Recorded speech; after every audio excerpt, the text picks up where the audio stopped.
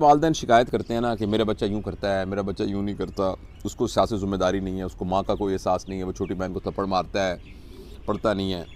उन सब की बुनियादें हमने 7 साल की उम्र में रख दी होती हैं, क्योंकि 7 ईयर्स तक आपका बच्चा जो है वो सिर्फ़ और सिर्फ रिकॉर्डिंग मशीन होता है, उसका अपना कॉन्शियस माइंड नहीं होता बिल्कुल। और वो रिकॉर्ड क्या कर रहा होता है? पैटर्न रिकॉर्ड कर रहा होता है, चीज़ों को बॉडी में लेबल, अपने दिमाग में लेबल कर रहा होता है, सही क्या है, गलत क्या है, सही क्या है, गलत क्या है। और सही गलत के लिए जो उसका फ़िल्टर है ना, वो उसकी माँ और उसके बाप होते हैं। लिहाजा एक कोई भी इवेंट हुआ है तो वो माँ की तरफ देखेगा। अगर माँ ने उस पर अप्रूवल का इजहार किया है भाई अपने जेस्चर से, अपने हाथ से या मुंह से, कैसे, तो बच्चे के दिमाग में वो सही के तौर पर रिकॉर्ड हो जाएगा। अगर माँ वो ये कहेगा ये ही दुरुस्त है, ये ही दुरुस्त है, तो वो अब उसके अंदर पैटर्न डेवलप हो गए। लिहाजा जब 7 साल के बाद आपने एक टेप रिकॉर्डर में रिकॉर्ड करते रहे, अब टेप रिकॉर्डर के वो नीचे से एक डंडा से उसको तोड़ देते थे, तो अब नया रिकॉर्डिंग नहीं हो सकती थी। अब तकरीबन 7 साल की में रिकॉर्डिंग बंद हो गई। अब जब भी आप प्ले करेंगे वही गाना लगेगा जो आपने रिकॉर्ड किया है। अगर उसने गाना किया है तो गाना बजेगा, अगर कोई तकरीर की है तो तकरीर बजेगी, अगर कुछ भी आपने किया वो बजेगा। तो इसलिए जो हमारे बड़े बच्चे अभी कर रहे होते हैं उसकी पीछे रूट कॉज वही 7 साल की होती है। अच्छा, अब आप कहें फिर तो हम बस मर गए, फिर तो अब क्या करें, लेकिन उसमें एक रे ऑफ होप है। वो ये है कि ये जो बार बार हम कर रहे हैं ये अल्लाह ताला की तरफ से बड़ी मेहरबानी है, इसलिए कि अगर बच्चे के अंदर कॉन्शियस उसी वक्त से डेवलप हो जाए और वो अपने कॉन्शियस को यूज़ करके काम करना चाहे, तो हमारा कॉन्शियस ब्रेन बहुत स्लो है, क्योंकि हमारे कॉन्शियस ब्रेन ने यानी उसका ऑलरेडी प्रोग्राम है ही कोई नहीं, उसने पहले एक नया प्रोग्राम राइट करना है, उस नए प्रोग्राम को एग्जीक्यूट करना है और उसको फिर आगे प्ले करना है। मेरी बात समझ रहे ना? तो ये तो इतना स्लो है और कॉग्निटिव एनर्जी इतनी हमारी लग जाए कि हम तो अगले दिन पागल हो जाएं। तो 7 साल की उम्र तक 95% जिंदगी के कामों के लिए प्रोग्राम लिखे जा चुके होते हैं। So most of our work actually does not require cognitive energy, वो हम बगैर अटेंशन के ही अपने ऑटोमेशन में करते जाते हैं। लेकिन अल्लाह पाक ने एक विंडो छोटी सी रखी हुई है, वो विंडो है कॉन्शियस माइंड। 95% माइंड का नाम है habit mind, pre condition mind, programmed mind, और 5% माइंड का नाम है कॉन्शियस माइंड। ये कॉन्शियस माइंड बहुत स्लो है, ये बिल्कुल ढिला माइंड है, क्योंकि इसने हर दफ़ा पूरा प्रोग्राम, जैसे आपने एक डॉक्यूमेंट लिखना है तो डॉक्यूमेंट लिखने के लिए कंप्यूटर के पीछे एक पूरा प्रोग्राम बना हुआ है ना, वो प्रोग्राम नहीं है। आपने हर लफ्ज़ के लिए प्रोग्राम लिखना है और फिर करना है, तो वो कितना स्लो होगा हर नए एक्ट में। तो वो जो कॉन्शियस माइंड की विंडो है ना, वो अवेलेबल है हर एक के लिए, आपके लिए भी, मेरे लिए भी, आपके बच्चे के लिए भी। हमने उस कॉन्शियस माइंड की विंडो के थ्रू उसके प्रोग्राम को चेंज करना है। इसीलिए अहमियत है वर्कशॉप्स की, बातों की, नसीहतों की, बात करने की, चलने की, वो सिर्फ उस 5% को। लेकिन वो दरवाज़ा खोलने की कुछ शराइत हैं। बंद दरीचों पे, जैसे फैज़ कहता है ना, जिस तरह बंद दरीचों पे हुई बारिश संग, जो हमारी नसीहतें हैं ना, वो बंद दरीचों के ऊपर पत्थरों की बारिश है, बस उससे कुछ भी नहीं होगा। उसको खोलने की एक चाबी है, बस एक चाबी। उस चाबी का उर्दू में नाम है, पंजाबी में मान, इंग्लिश में कह लें ट्रस्ट, मोहब्बत कह लें, लव कह लें।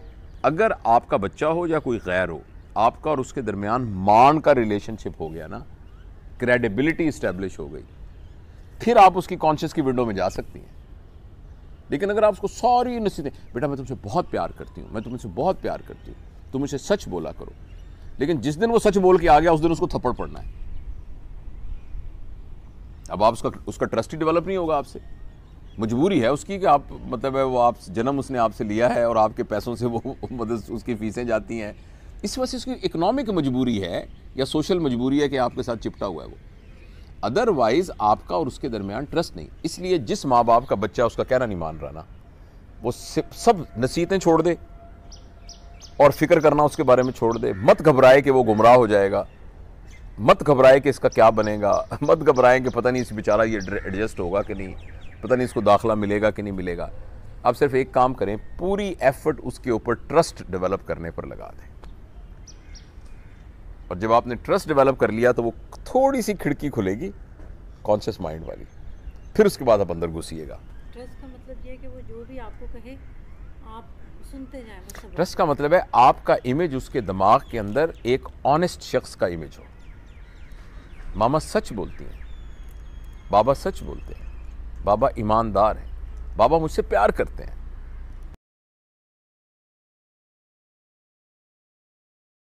दोस्ती कैसे होती है? याद रखें, बच्चों के साथ दोस्ती बड़ा बन के कभी नहीं होती। जिस भी माँ और बाप ने मुझे आके कहा जी मेरी तो बच्चों से दोस्ती नहीं होती, वो असल में इग्विस्टिक औरत होती है, मर्द होता है। बच्चों के साथ दोस्ती होती है मर मिट के, उनके लेवल पे आके, उनकी सतह पे आके। छोटे काके को देखी नहीं तो वो मेरा चोना शहजादा, मतलब आवाज बदल लेता है, लहजा बदल लेता है, एक्सप्रेशन बदल लेता है, बोलू करता है ना बंदा। उस टाइम बंदा हो जाए सीधा हो जाए, तू भी कम लाया, daily pamper change, daily pamper change, daily pamper change करते हो आप। याद रखिए, आपका बच्चा जितना आप उसके साथ मिटेंगे, उसके लेवल पे आएंगे, बच्चे बनेंगे। यार आप उस रसूल का कलमा पढ़ते हैं जिनके कंधे पे बच्चे सवार होते थे। सोचें यार, कौन सी ईगो आपकी, जो नमाज की हालत में उनके नवासे सवार हो जाते थे, वो हटते नहीं थे, सजदा लंबा कर देते थे, उसी चुक चुक के मार दो, उसको गुंजाइश तो देना यार, क्या समझ आई? सो नतीजा ये याद रखिए कि अपने अंदर सुनने का, जोड़ने का, साथ मिलाने का ज़र्फ पैदा करें। और अच्छा, एक आखिरी बात साथ, सो दोस्ती बनाने के लिए उसको समझें और अपने आप को कभी कभी समझाएं, उसको साथ मिलाएं अपनी एक्टिविटीज़ में, कभी कभी साथ रखें, कभी कभी साथ ट्रैवल करवाएं, कभी कभी कुछ माहौल फिल्टर दें, कभी कभी कुछ फैसिलिटेट करें, उनको लगे कि यार ये मेरे बाप ने कुछ हटके किया। याद रखिए, बच्चे में डाटा एब्जॉर्व करने की हिस्स सबसे ज्यादा बचपन से होती है। हैरत होती है, पापा बादल क्यों उड़ते हैं? चुप कर, उड़ते ने वड्डा आया, अपना काम कर, उड़ते ने, तेनों की कहते पे। सबसे ज्यादा सवाल बच्चे के पास बचपन में होंगे, और उनको या आप फिल कर सकते हैं, या इंसाइक्लोपीडियाज कर सकते हैं, या माहौल कर सकता है।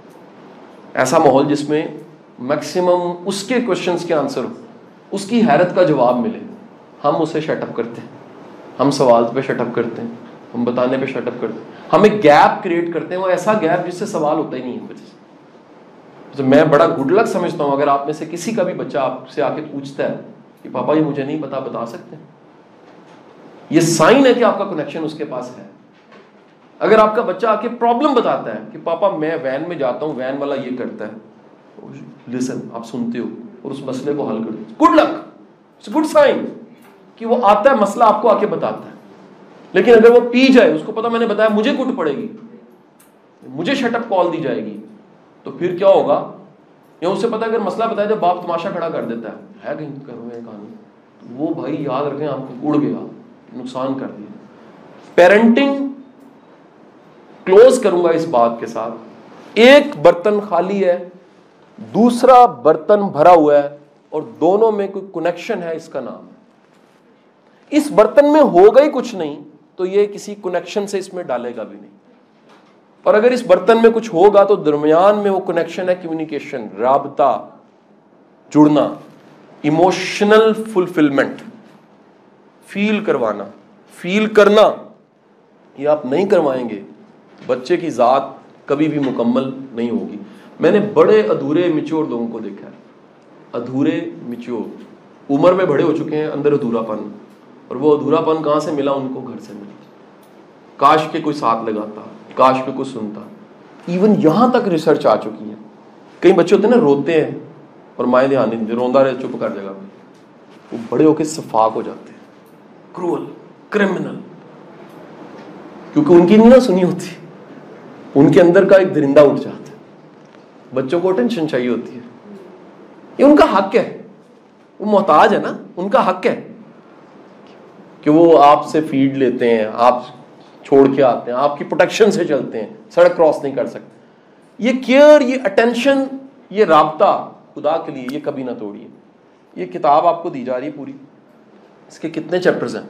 अगर मैं को मेरा पूरा सेशन ये 2.5-3 घंटे का, तो शायद एक चैप्टर भी नहीं हुआ होगा। लेकिन ये सारे पॉइंट्स जो मैंने दिए हैं, ये एक नए जर्नी की तरफ है कि आपको आदत पड़े किस चीज़ की जी?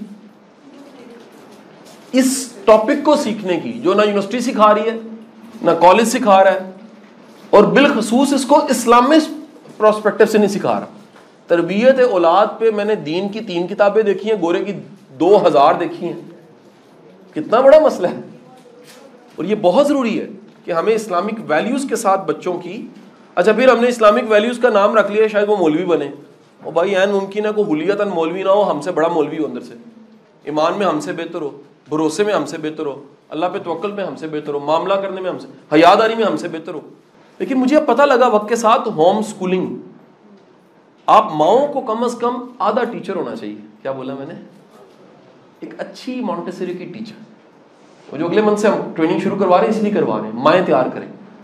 वो माएँ जो हैं माएँ, और वो माएँ जिन्होंने माएँ बनना है, पहले तैयार हो जाए, ताकि औलाद आए तो वो 6 साल तक कम से कम उनकी एक ग्रूमिंग कर दें, वैल्यूज़ दे दें उनको।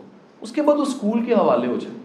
फिर ये रैट रेस का हिस्सा ना बने जो नंबरों के मैं खिलाफ हूँ, कि सारे देखो तुम मेरी जेठानी का बच्चा कैसा है, नंद का बच्चा कैसा है। अल्लाह दा वास्ता है, प्लीज़ एस रैट रेस तू बाहर आ जाओ, आप डिफरेंस पैदा करो। क्लोज कर रहा हूँ इस जुमले के साथ, औलाद कामयाब है तो वालिदैन कामयाब।